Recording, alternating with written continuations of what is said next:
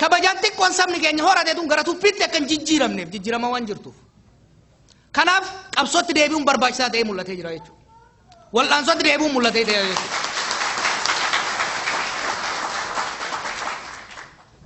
kana hoggaa jennu qabsoo kanatti hoggaa deebinu keessattuu filannoo itti aanu wal qabatee filannoon baay'ee barbaachisaadha filannoon akeekalee ittiin qabsoomne keessaa isa tokko duula ammaa kan eegalleef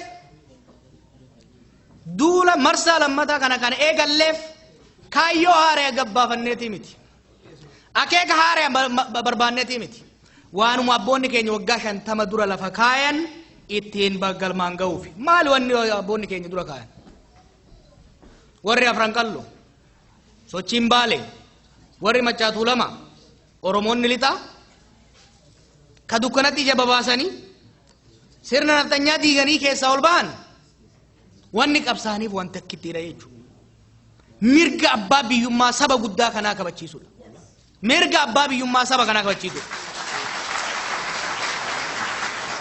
mirga abbaa biyyummaa bilisummaa waliin dhuftu ummata kanaa ka waggaa 150 irraa saamame qe'ee isaa irratti abbaa qe'ee osoo hin ta'in akka galtuutti ilaalame lafa isaa irratti akka balafaa osoo hin ta'in ciisanyaa ta'e afaan isaa sakaalamee eenyummaan isaa tuffatame san tuffatamnee hin jiraannu saamamnee hin jiraannu yookiin bilisa baana yookiin dhabamnee daaraa taana jahanitti yoo dandeenye hiddaan buqqifna dadhabnu ilmaan itti guddifna itti nu guddisanii jechuudha nulleen dhaloonni qubee dhaloonni kiyya amaanaa nyaannee hin banne shuumoo garaa guuttannee nafne waadaa abboota keenya abdii abboonni nurraa qaban san fudhannee lafatti hin balchiifne tokkummaadhaan falmanne bahaadhihaa sochoone biyya keenya waraabessa abbaa taraatirraa bilisa baasuu dandeenyee jirraa jechuudha adamaaru sirbanii beeytanii mi qeerrensaaf waraabessa dubbiin waraabessa hoggaaf irraa buufte kaboonsi nyaatu qeerrensa dhufaa jee ka lafee si caccabsee dhiiga kee dhuudu san hambisuudhaaf kan qabsaa jiru mirga abbaa biyyummaa keenya ka xiqqoo nutti mul'atan guutitti dhuunfachuudhaaf gaafiin mirga abbaa biyyummaa abboota keenya kaafatta kaasan waan sadii of keessaa qabu waan sadii of keessaa qabu ka duraa ofiin of bulchuudha qeefiit irratti lafaaf samii rabbiin uumee nuu kenne irratti ka ormarraan fudhatin abboota keenya irraa dhaalle irratti takkaa'u ormi bakka biraatti ergamee nu bulchu kolonii kallatti direct kolonializimiidhaan yookiin immoo akka dhiyoo kanaatitti jallaa nu keessaa filanii ittiin nu cabsuu hin hayyamnu kanaaf qajeelaa keenyaan nama nuuf ta'uun kaadha abbaan eebbisaniin kan gadaan qaramee ol baheen buluu qabnaa ofiin of bulchuu qabnaadha gaafiin tokkoffaan gaafiin lammaffaa qabeenya lafa jalaa ka lafa gubbaatii fi qilleensa keessaa ka rabbiin nuuf kenne beekumsaaf dandeettii qabnu wal simsiifanne osoo qabnu hagaburraa baane misoomuudhaaf nama keenya hiyyummaa keessa baasuudhaaf baqarraa hambisuudhaaf misoomuu qabna finna kan jedhan jechuu gadaa keessatti kan lammataa sani kan sadaffaa nageenya qe'ee keenya irratti ummata keenya jidduutti addaan nu babaasanii akka walitti nu nahin nu wal nyaachaa isaan akka nu nyaanne gochuudhaaf nageenyi nu jidduutti barbaachisa kan lammaffaa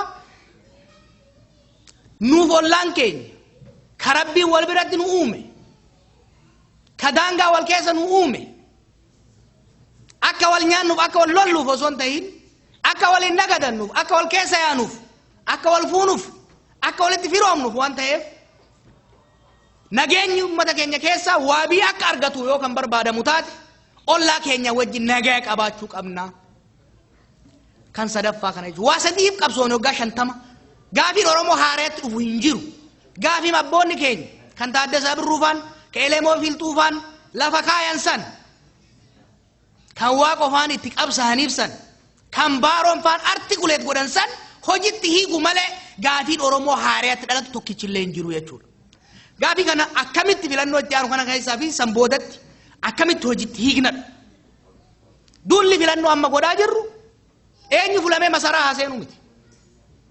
Eenyu filamee haaseenu eenyu masaraa haa bahu miti.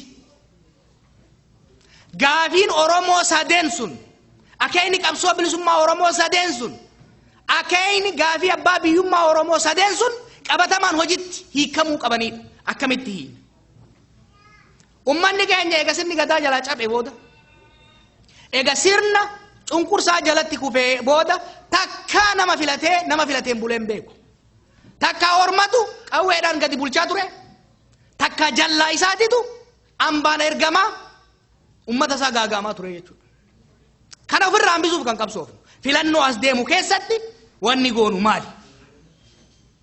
Filannoo as deemu keessatti aanarra hamma federaalaatti namni keenya nama naata haja'u. Nama naata haja'u. Nam beeka nama kana hirbuu hin nyaatu. Akka sabaatitti qaramee guddate. Gantummaa hin qabu. Garaa isaatiif hin bulu. Biyyaaf bula. Biyyan gurguratu. Kaja'e. Laalatee wal bira qabatee san qofa osoo hin ta'in paartilee siyaasaa hoggansa siyaasaa keessa mul'ata naan malu qaba. Dandeettii waan naa himu kana hojiitti hiikuu ni qaba. Kaleessa nan beeka. Nan abdadha. Jehu filachuu danda'uudha qabaa jechuudha. Ofiin of bulchuu keessaa ka duraa nama naataa jaan filachuu. Nama ummanni ol dhiibee baase gaafa hin taane immoo gadi buusuu danda'u. Nama akkasiisan qofatu, paartii akkasiisan qofatu, gurmuu akkasiisan qofatu yoo beeloftan beelli keessan itti dhaga'ama. Yoo dheebottan dheebuun isaa itti dhaga'ama. Nama san qofatu Finfinneettis yoo ergitan bakka biraatti yoo ergitan taphakaa isinii ta'a. Maaliif? Isin ol baasee isinirraa galata qaba. Gubbaa waliin kaayamne. Isin ol baasee akka gabbuuftan beekaa jechuudha. Kan lammataa hanga har'atti akka leencoo lataa jedhutti seera mootummaa malee seerri uummataa biyya san jiraachee hin beeku. Seera mootummoonni dhufaa dabraan uummata ittiin saamuuf baafatan malee seerri uummanni tumate hin jiru eega gadaati. Namoota nuuf ta'an bakka bu'aa erga filannee booda namoonni filannu sun seerota jiran laalanii madaalanii ummata kanaaf mala bardhibbee kanaaf ni ta'a misoomaaf ni fayyada jedhanii yoo kan yaadan taate itti hambisu itti dabalu keessa hir'isuun deeman jechuudha. Ummanni nu filanne bakka bu'oonni nu filanne heera nuuf ta'u nuu tumanitti heera keenya saniin nama keenyan akka nuu ta'utti bullaa jechuudha. Laaftutti hin fudhatinaa. Yeroo duraatiif hiree arganne kanatti fayyadamne gaafii abboonni keenya obboleeyyan keenya haawwan keenya itti wareegamaa turan kan qeerroon keenya hanga kaleessatti hanga har'atti ittiin dhumataa jiran kana hojiitti hiikuu keessaa tokko mirga ofiin bulchuu ummata keenya qabsoodhaan asiin geenye tana filannoodhaan bakkaan gahuu danda'uudha qabna. Wanni waa'ee filannoo haasofnuuf tokko isa kana. Kan lammataa misooma. Biyya san keessatti imaammanni diinagdee biyya san jiru ka'arra ijoolleen teenya lafa kaa'uu yaalaa jirtulleen itti fakkaate imaammata extractive policy imaammata saamichaa malee imaammata misoomatii miti. Warri har'allee mootummaa gorsaa jiru ka wayyaana wajjin dhaabate takka chaayinatti takka hinditti ka irraa fe'amu wayyaanatti nu gurgurachaa ture. Amma booda ummanni keenya hiyyummaa Itoophiyaa keessa jiru keessa deemeetiin arge. Namni keenya irrallee qursii har'a nyaatee boru nyaadhu as jetteen kaleessa nyaadhe nama siin jiru jechuudha. Har'aatu. Lafti jiidhuun teenya, lafti misoomaan teenya osoo jirtu har'a jijjiiramni kun eega dhufee booda ilmaan Oromoo kumaatamaan rabbii isinuu sodaadhaan Yamanitti deemaa jiran. Yamanitti. Har'allee qurxummiin har'as afaan Oromoo haasayaa jirti jechuudha. Osoo qabeenya qabnu. Diinagdee Oromiyaa keessa jiru keessa harka nama keenyaa ka jiru parsantii 10 hin ta'u. Daldaltoota business community Itoophiyaa jiran keessa parsantii 10 hin ta'u kan harka nama keenyaa jiru. Finfinnee bareedduu fooqii ol tuulamte san keessa kan Oromoon harkaan qabu fooqii 10 hin ta'u. Maaliif kun hin taane? Oromoon masaraa seeneef alaabaa ol qabanneef rakkoon misoomaa hin furamu. Rakkoon hiyyummaa hin furamu. Rakkoon misoomaa akka furamu yoo ka barbaane taate imaammata diinagdee kan biyya keessaa biyya alaa kan qonnaa kan daldalaa ummata keenyaan malu dursa ummata keenyaaf kennu dursa ummataaf kennuu danda'u baafachuu danda'uu qabna jechuudha. Imaammanni kun kamtu Oromoof ta'a kan jedhu filannoo kanarratti gadi dhiyaate mormitoonni hogganoonni jiran hundumtuu kana godheetiin bishaan siif baasa rakkoo fayyaa sirraa fuura hiyyummaa keessaa si baasa jedhanii ummata keenya agarsiisuu danda'uu qabanii jechuudha. Imaammata misoomaa kan ummata kan saba keenya kan saba ollaa keenyaatiif ta'u baasuu danda'uu qabna jechuudha.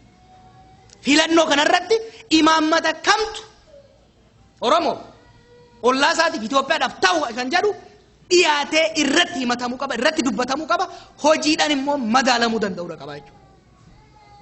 Kan qabsoofne irra isin deebi'a. Kan qabsoofne bilisatti alaabaa qabannee shaashamannee keessa naqamtee keessa fiiguu qofaaf miti. Sun takka haara ittiin galfanne. Gara gallee garaan keenya duwwaa taanan. Gara gallee Oromoo waan taane qofaaf manneen kiraa keessa ari'amnaan. Finfinnee keessatti Adaamaa keessatti. Sun bilisummaa miti jechuudha. Bilisummaa duubni si qullaati. Kanaaf filannoo kana keessatti kan hirmaannuuf dursinee kan dubbachaa jirruufis filannoo fakkeessaa akka hin taane hagamta kan murteessaa akka ta'e sabni keenyas hoggansi bor biyya hogganuu barbaadus akka beekuuf jechuudha. Kana geenyati waan baay'ee nama qaanessu